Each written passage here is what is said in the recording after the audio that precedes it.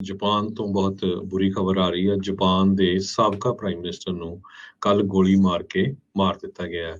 Japan ਉੱਦਾਂ ਦਾ ਮੁਲਕ ਆ ਜਿੱਥੇ ਤੁਸੀਂ ਬਹੁਤ ਹੀ ਘੱਟ ਗਨ ਵਾਇਲੈਂਸ ਬਾਰੇ ਸੁਣਦੇ ਹੋ, ਐਕਸਟ੍ਰੀਮਲੀ ਰੇਅਰ ਹੈਗੀ ਆ। ਤੇ ਜਾਪਾਨ ਦੇ ਪ੍ਰਾਈਮ ਮਿਨਿਸਟਰ, ਸਾਬਕਾ ਪ੍ਰਾਈਮ ਮਿਨਿਸਟਰ ਜਿਨ੍ਹਾਂ ਨੂੰ ਮਾਰਿਆ ਗਿਆ ਹੈ, ਸਭ ਤੋਂ ਲੌਂਗੈਸਟ ਸਰਵਿੰਗ ਲੀਡਰ ਸੀਗੇ ਉਹ ਜਾਪਾਨ ਦੇ ਵਿੱਚ। ਉਹਦੇ ਸੰਬੰਧ ਦੇ ਵਿੱਚ ਅੱਜ ਸਾਡੇ ਪ੍ਰੈਜ਼ੀਡੈਂਟ ਜੋ ਬਾਈਡਨ ਹੋਣਾ ਨੇ ਸਟੇਟਮੈਂਟ ਜਾਰੀ ਕੀਤੀ ਆ ਕਿ ਮੈਂ ਸਟਨਡ ਆ, ਆਊਟਰੇਜਡ ਆ ਤੇ ਡੀਪਲੀ ਸੈਡਨਡ ਹੈਗਾ। ਐਬੇ ਸ਼ਿੰਜੋ ਜੋ ਫਾਰਮਰ ਪ੍ਰਾਈਮ ਮਿਨਿਸਟਰ ਜਾਪਾਨ ਦੇ, ਉਹਨਾਂ ਦੀ ਮੌਤ ਦੇ ਸੰਬੰਧ ਦੇ ਵਿੱਚ ਉੱਥੇ ਉਹ ਇਲੈਕਸ਼ਨ ਹੋਣੀ ਆ ਐਤਵਾਰ ਨੂੰ ਤੇ ਕੈਂਪੇਨ ਕਰ ਰਹੇ ਸੀ। ਤੇ ਕਹਿੰਦੇ ਭਈ ਅਮਰੀਕਾ ਤੇ ਜਾਪਾਨ ਦੇ ਵਿੱਚ ਪਿਛਲੇ ਸਮਿਆਂ ਦੇ ਵਿੱਚ ਬਹੁਤ ਵਧੀਆ ਸੰਬੰਧ ਰਹੇ ਹੈਗੇ ਆ। ਬਾਈਡਨ ਹੁਣੀ ਕਹਿੰਦੇ ਆ ਵੀ ਜਦੋਂ ਮੈਂ ਵਾਈਸ ਪ੍ਰੈਜ਼ੀਡੈਂਟ ਸੀ ਤੇ ਮੈਂ ਉਹਨਾਂ ਨੂੰ ਟੋਕੀਓ ਦੇ ਵਿੱਚ ਵਿਜ਼ਿਟ ਕੀਤਾ ਸੀ, ਉਸ ਤੋਂ ਬਾਅਦ ਉਹਨਾਂ ਨੂੰ ਵਾਸ਼ਿੰਗਟਨ ਵੀ ਸੱਦਿਆ ਸੀ। ਉਹ ਇੱਕ ਤਰ੍ਹਾਂ ਦੇ ਨਾਲ ਚੈਂਪੀਅਨ ਸੀਗੇ ਅਲਾਇੰਸ ਸਾਡੇ ਦੋਨਾਂ ਮੁਲਕਾਂ ਦੇ ਸੰਬੰਧ ਦੇ ਵਿੱਚ, ਅਮਰੀਕਾ ਤੇ ਜਾਪਾਨ ਦੇ ਸੰਬੰਧ ਦੇ ਵਿੱਚ। ਤੇ ਯੂਨਾਈਟਿਡ ਸਟੇਟਸ ਕਹਿੰਦੇ ਭਈ ਇਸ ਦੁੱਖ ਦੀ ਘੜੀ ਦੇ ਵਿੱਚ ਜਾਪਾਨ ਦੇ ਨਾਲ ਪੂਰਾ ਖੜਾ ਹੈਗਾ ਤੇ ਉਹਨਾਂ ਦੀ ਫੈਮਿਲੀ ਨੂੰ ਅਸੀਂ ਕੰਡੋਲੈਂਸਿਸ ਭੇਜਦੇ ਹੈਗੇ ਆ। ਜੀ ਬਿਲਕੁਲ।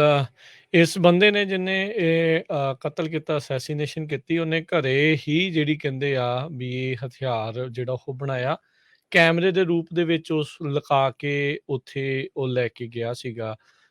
ਇਹ ਸ਼ਿੰਜ਼ੋ ਐਬੇ 67 ਸਾਲ ਇਹਨਾਂ ਦੀ ਉਮਰ ਸੀਗੀ। ਕੁਛ ਸਮਾਂ ਪਹਿਲਾਂ ਹੀ ਇਹ ਗੱਦੀ ਤੋਂ ਜਿਹੜੇ ਉਹ ਪਰੇ ਹੋਏ ਸੀ ਤੇ ਨਵੇਂ ਜਿਹੜੇ ਉੱਥੋਂ ਦੇ ਪ੍ਰਧਾਨ ਮੰਤਰੀ ਫੂਮੀਓ ਕਿਸ਼ੀਦਾ ਜਿਹੜੇ ਆ ਉਹ ਬਣੇ ਸੀਗੇ। ਸੋ ਇਹ ਇੱਕ ਆਪਣੀ ਪਾਰਟੀ ਦੇ ਹੀ ਬੰਦੇ ਦੇ ਪ੍ਰਚਾਰ ਦੇ ਲਈ ਭਾਸ਼ਣ ਜਿਹੜਾ ਉਹ ਦੇ ਰਹੇ ਸੀਗੇ ਜਦ ਇਹਨਾਂ ਦੇ ਉੱਤੇ ਇਹ ਹਮਲਾ ਕੀਤਾ ਗਿਆ।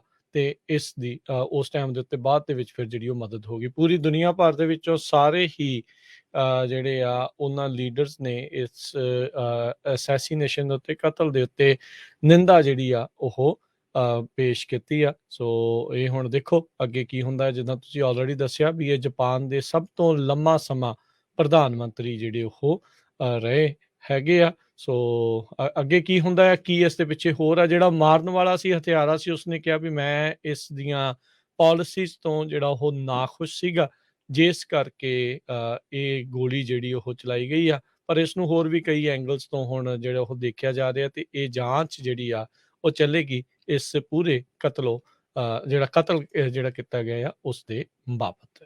ਜੀ।